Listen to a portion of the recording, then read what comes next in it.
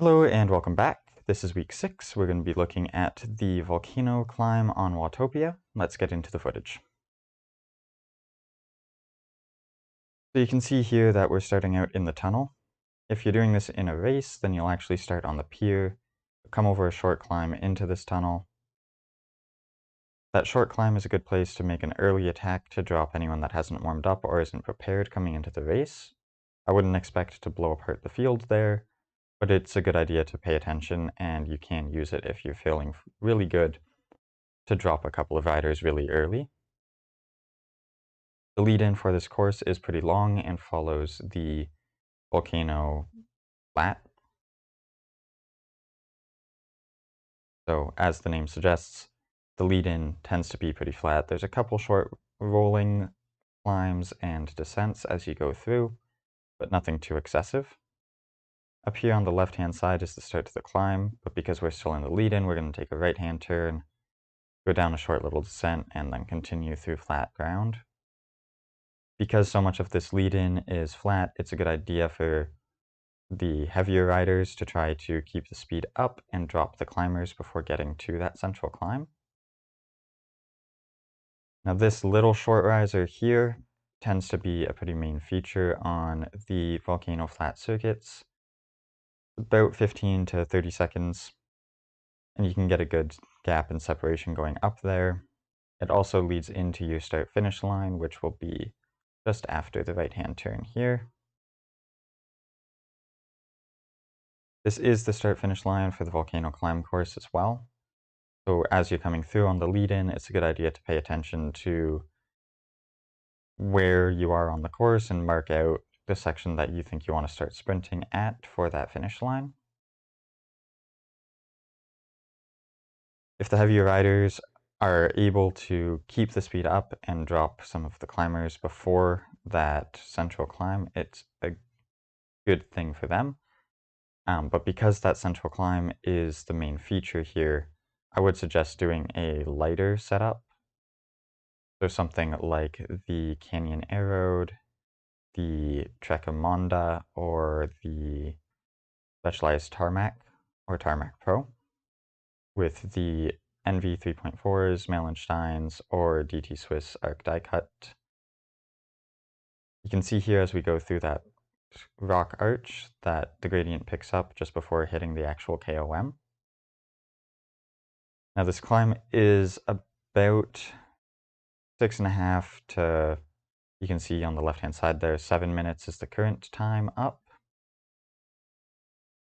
That should be for the A races. The B races should be about 7 to 7.5 minutes probably, and progressively getting longer from there.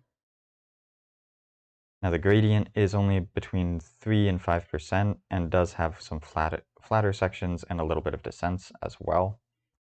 So it's a good idea to make sure you're with a group because you will still have some drafting benefit going up this climb, which means that you'll be much faster in a group than being by yourself. In particular, I would say that you should be in a group by the middle of the climb where it flattens out. You'll see that coming up here as we go into this tunnel. It flattens out 0%. It's a good idea to be in a group here in particular because you'll be able to get in a good amount of recovery, even if it's only for a short time, just by staying in the group and getting that draft benefit on the flat ground.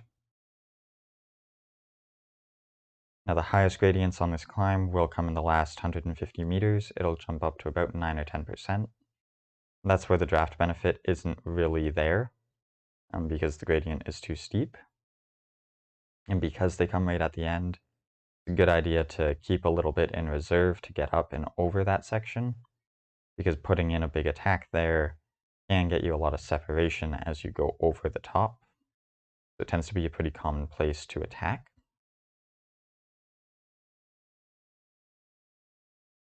If you are going to be making an attack over that last 150 meters into the KOM banner, I would say that you should remember the descent doesn't start immediately after. You'll have to hold that gap for a little bit before getting to the descent and into the super tuck. But if you can do it, it is a great place to get separation, and because you can super tuck down the descent, you can maintain that pretty well. You see here we're at 100 meters, it jumps up to 10%, and that'll stay there until about 20 meters to go. And now we're onto the flat.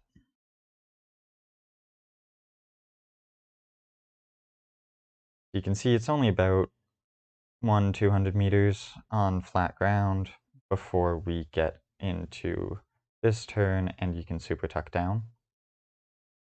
You're going to want to super tuck down as much as you can. The descent's about 3 to 4 minutes. And remember, you can super tuck as long as it's -3 or more on the gradient, so -3, -4, -5, and you're going over 58 kilometers per hour. Remember, in a race, the super tuck is more useful than in a training ride like I'm doing, which is why I'm not generally hitting a high enough speed. So most of this descent will be super tuckable. You will also need to remember, though, that those little descents that you had on your way up will now be short climbs on your way down. So you're going to want to be up and spinning before you hit those, just to maintain your speed a little bit better as you go over those little risers, the last of which is right here. And now if you maintain your speed well, you can actually super tuck down this little last 4 or 5% descent before making the left-hand turn back onto the flats. Really quick here to the finish line. You'll see it coming up again on the left-hand side. And if your plan is to go early for the finish line because you don't want to be around for the sprint, I would make your gap here on this 6% climb and then try to hold it through the flat. If you are planning on going through the sprint, then I would go when you hit here when it's 4 or 5% and then hold whatever gap you're able to get from there through to that finish line. So that is all for this week. I hope you found it helpful. If you did, drop a comment down below. If you have questions or concerns, you can also drop those.